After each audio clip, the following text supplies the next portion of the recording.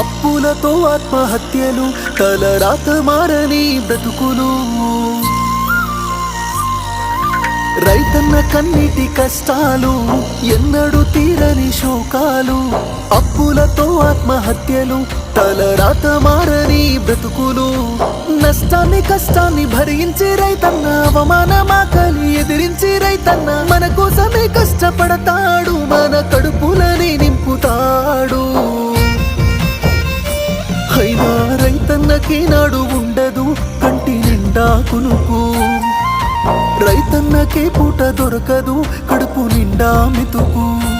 అయ్యో రైతన్నకే నాడు ఉండదు కంటి నిండా కునుకు, రైతన్నకే పూట దొరకదు కడుపు నిండా మితుకు.